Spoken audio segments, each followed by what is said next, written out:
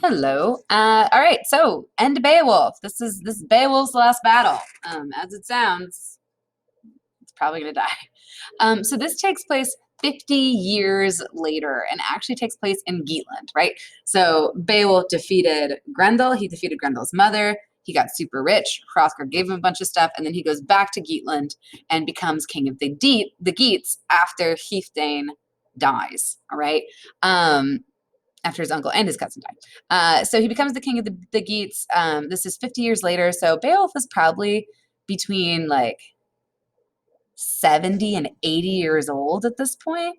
And there's a big dragon, and it has a bunch of treasure, and it's been lying there for a long time, happy with all of its treasure. And then a thief comes in and tries to steal it or steal something, and then the dragon starts eating a bunch of Geats because it blamed them for what happened. So Beowulf has decided that he's king. His job is to kill monsters. This dragon's a monster. He's going to go kill a monster. So obviously it doesn't go well for him because he's old, and he shouldn't be trying to kill a dragon. And Beowulf uttered his final boast. I've never known fear. As a youth, I fought in endless battles. I am old now, but I will fight again, seek fame still, if the dragon hiding in his tower dares to face me. So, give Beowulf props. It doesn't matter how old he is or how decrepit he is. He can still boast, like with the best of them, to the point where he's even saying like, oh yeah, this dragon's just too scared to come out because I'm so awesome. It doesn't matter how old I am. So, and again, that idea of seeking fame still, that really shows us he's an epic hero. It doesn't matter how old he is completely and utterly willing to go and kill if he needs to. Then he said farewell to his followers, each in his turn for the last time. I'd use no sword, no weapon if this beast could be killed without it, crushed to death like Grendel, gripped in my hands and torn limb from limb. But his breath will be burning hot, poison will pour from his tongue. I feel no shame with shield and sword and armor against this monster. When he comes to me, I mean to stand, not run from his shooting flames. Stand till fate decides which of us wins. My heart is firm, my hands calm. I need no hot words. Wait for me close by, my friends. We shall see soon who will survive this bloody battle. Stand when the fighting is done. No one else could do what I mean to here. No man but me could hope to defeat this monster. No one could try. And this dragon's treasure, his gold, and everything hidden in that tower will be mine, or war will sweep me to a bitter death. Then Beowulf rose, still brave, still strong, and with his shield at his side and a mail shirt on his breast, strode calmly, confidently toward the tower under the rocky cliffs. No coward could have walked there. And then he who'd endured dozens of desperate battles, who'd stood boldly while swords and shields clashed, the best of kings, saw huge stone arches and felt the heat of the dragon's breath flooding down through the hidden entrance, too hot for anyone to stand, a streaming current of fire and smoke that blocked all passage. And the Geats' lord and leader, angry, lowered his sword and roared out a battle cry, a call so loud and clear that it reached through the hoary rock, hung in the dragon's ear. The beast rose, angry, knowing a man had come, and then nothing but war could have followed. Its breath came first, a steaming cloud pouring from the stone. Then the earth itself shook. Beowulf swung his shield into place, held it in front of him, facing the entrance. The dragon coiled and uncoiled, its heart urging it into battle. Beowulf's ancient sword was waiting, unsheathed, his sharp and gleaming blade. The beast came closer. Both of them were ready, each set on slaughter. The Geats' great prince stood firm, unmoving, prepared behind his high shield, waiting in his shining armor. The monster came quickly toward him, pouring out fire and smoke, hurrying to its fate. Flames beat at the iron shield, and for a time it held, protected Beowulf as he'd planned. Then it began to melt, and for the first time in his life, that famous prince fought with fate against him, with glory denied him. And again, that nice alliteration, right? Famous prince fought with fate against him. First time. It kind of is fatalistic, right? We know that Beowulf is going to lose here. It's been foreshadowed abundantly up to this point, that this dragon is just going to best him. He can't do it. He knew it, but he raised his sword and struck at the dragon's scaly hide. The ancient blade broke, bit into the monster's skin, drew blood, but cracked and failed him before it went deep enough, helped him less than he needed. The dragon leaped with pain, thrashed and beat at him, spouting murderous flames, spreading them everywhere. And the Geat's ring-giver did not boast of glorious victories in other wars. His weapon had failed him, deserted him now when he needed it most, that excellent sword. Edgetho's famous son stared at death. Another nice kenning there. Edgetho's famous son, unwilling to leave this world to exchange it for a dwelling in some distant place, a journey into darkness that all men must make, as death ends their few brief hours on earth. Quickly the dragon came at him, encouraged. As Beowulf fell back, its breath flared, and he suffered, wrapped around in swirling flames, a king before, but now a beaten warrior. None of his comrades came to him, helped him. His brave and noble followers, they ran for their lives, fled deep in a wood. And only one of them stood there, miserable, remembering as a good man must what kinship should mean. So Beowulf's followers desert him, which is kind of crazy because when he was fighting Grendel's mother, they didn't. But here, they can see him losing right now to this dragon, and they're terrified for their own lives. Only one of them stays, right? So he becomes this kind of symbol of kinship, right? This is showing that loyalty to your lord, to your family, to even if it's a created family, is the most important thing. So he becomes this kind of symbol of it. His name was Wiglaf. He was Wexton's son and a good soldier. His family had been Swedish once. Watching Beowulf, he could see how his king was suffering, burning, remembering everything his lord and cousin had given him, armor and gold and the great estates Wexton's family enjoyed. Wiglaf's mind was made up. He raised his yellow shield and drew his sword. And Wiglaf, his heart heavy, uttered the kind words his comrades deserve. I remember how we sat in the mead hall, drinking and boasting of how brave we'd be when Beowulf needed us. He who gave us these swords and armor. All of us swore to repay him when the time came, kindness for kindness, with our lives if he needed them. He allowed us to join him, chose us from all his great army, thinking our boasting words had some weight, believing our promises, trusting our swords. He took us for soldiers, for men. He meant to kill this monster himself, our mighty king, fight this battle alone and unaided, as in the days when his strength and daring dazzled men's eyes. But those days are over and gone, and now our Lord must lean on younger arms, and we must go to him while angry flames burn at his flesh, help our glorious king. By Almighty God, I'd rather burn myself than see flames swirling around my Lord. And who are we to carry home our shields before we've slain this enemy and his enemy and ours, to run back to our homes with Beowulf so hard pressed here? I swear that nothing he ever did deserved an end like this, dying miserably and alone, butchered by this savage beast. We swore that these swords and armor were each for us all. So Wiglaf tears into Beowulf's other followers who have bolted. And basically he calls them out. He's like, when we were safe, we boasted. We all talked about how much we would do for Beowulf, how we would repay him. We swore when he gave us all this stuff, how we would serve him. And now that the time is actually here for us to do that, all they're doing is running away. And Wiglaf is pissed. So he's so the kind of words his comrades deserved, harsh words, because deserting your king in his time of need would be something that was a huge no-no in Anglo-Saxon culture, right? You are loyal to your ring giver, right? That is, if he gives you stuff, then you have to help him. So especially when his back's up against the wall, right? So Wiglaf feels very upset about this. So Wiglaf is going to join Beowulf.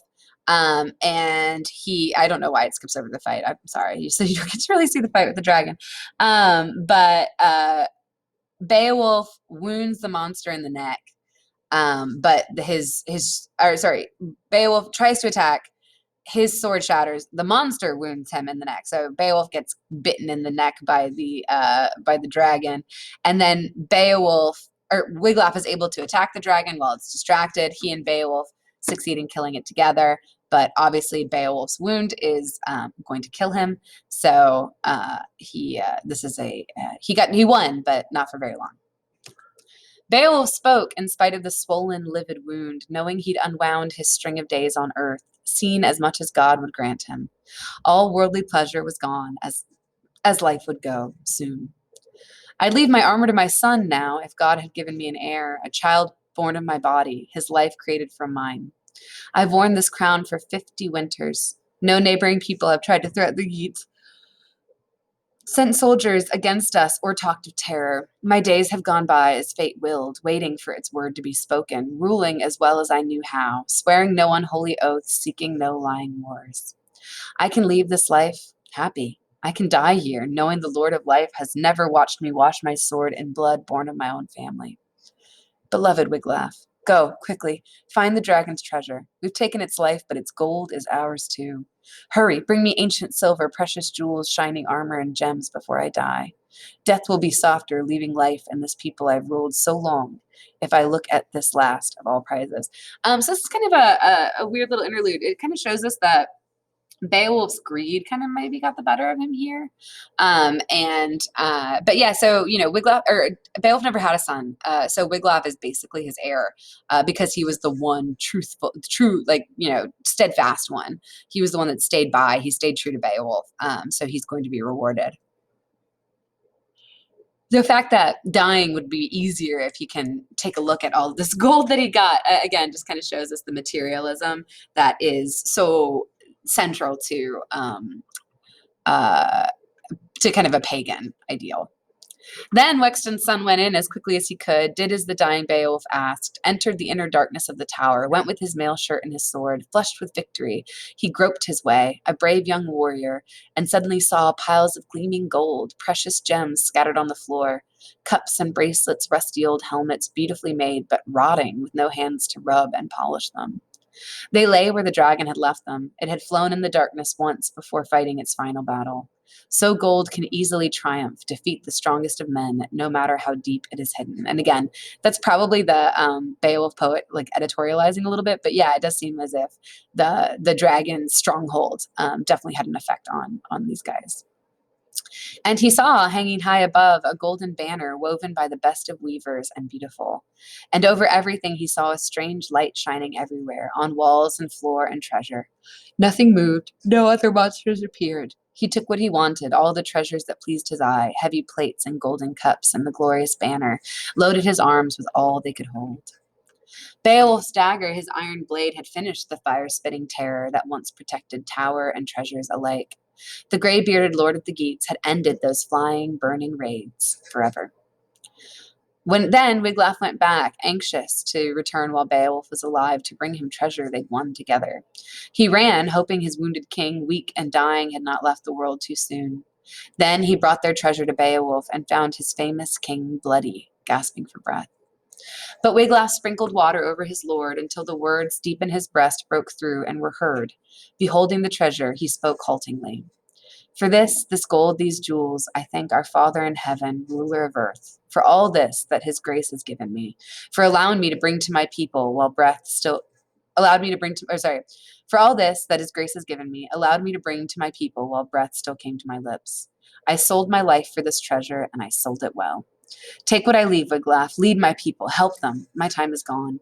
Have the brave Geats build me a tomb when the funeral flames have burned me, and build it here at the water's edge, high, so on the spit of land, so sailors can see this tower and remember my name and call it Beowulf's Tower, and boats in the darkness and mist crossing the sea will know it. So he makes a lighthouse, basically, right? Beowulf was known as a protector of seamen, Seamen, not the other one. Because of his work killing sea monsters when he was having that swimming contest with Brecca. So having a lighthouse as his legacy, this one last kind of thing that will protect boats from the rocks and things like that, is very in keeping with Beowulf and his dedication to people, to his people, and to those that he thinks serve him. I was about to pause it because I thought they were going to say something, but they didn't. All right.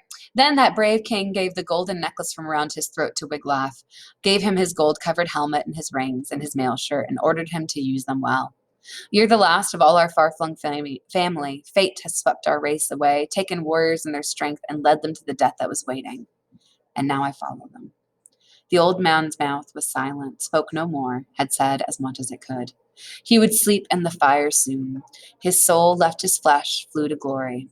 And when the battle was over, Beowulf's followers came out of the wood, cowards and traitors, knowing that the dragon was dead. Afraid while it spit its fires to fight in their lord's defense, to throw their javelins and spears, they came like shame-faced jackals, their shields in their hands, to the place where the prince lay dead, and waited for Wiglaf to speak. He was sitting near Beowulf's body, wearily sprinkling water in the dead man's face, trying to stir him. He could not.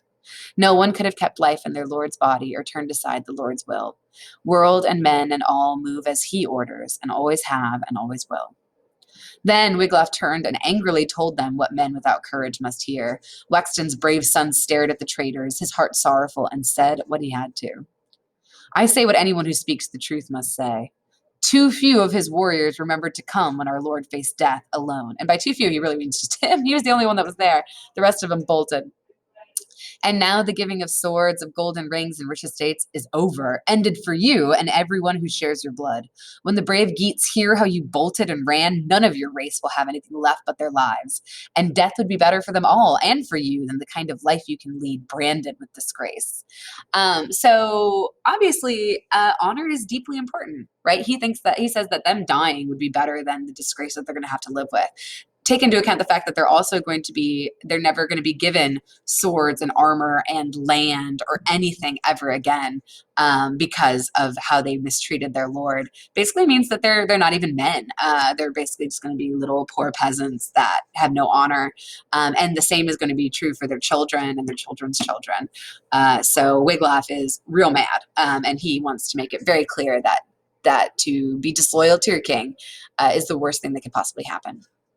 Then the warriors rose, walked slowly down from the cliff, stared at those wonderful sights, stood weeping as they saw Beowulf dead on the sand, their bold ring-giver resting in his last bed. He reached the end of his days, their mighty war king, the great lord of the Geats, gone to a glorious death. I mean, at least Beowulf went out fighting. That was kind of his thing. Then the Geats built the tower as Beowulf had asked, strong and tall, so sailors could find it from far and wide. Working for 10 long days, they made his monument, sealed his ashes in walls as straight and high as wise and willing hands could raise them. And the riches he and Wiglaf had won from the dragon, rings, necklaces, ancient hammered armor, all the treasures they'd taken were left there too. Silver and jewels buried in the sandy ground, back in the earth again, and forever hidden and useless to men. So this is kind of interesting, right? So we talked about how the dragon's hoard kind of represented the greed of men, but here we have Wiglaf kind of turning that on its head and refusing to do that, right? Burying this treasure with Beowulf so that it cannot tempt anyone ever again. It's kind of interesting.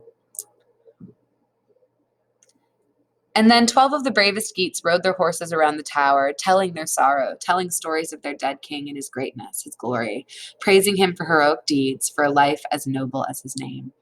So should all men raise up words for their lords, warm with love, when their shield and protector leaves his body behind, sends his soul on high. So Beowulf's followers rode, mourning their beloved leader, crying that no better king had ever lived, no prince so mild, no man so open to his people, so deserving of praise. So again, Beowulf led an incredible life. He died as he would have wanted to in battle, protecting his people, and he'll be remembered forever. So that's really what was most important to him. Living, without fame, without greatness, without glory, was never interesting to Beowulf, and that shows us that he is 100% an epic hero. So that leads you into your project and your essays and all that. All of which is going to be kind of dealing with Beowulf as an epic hero. So let me know if you guys need anything.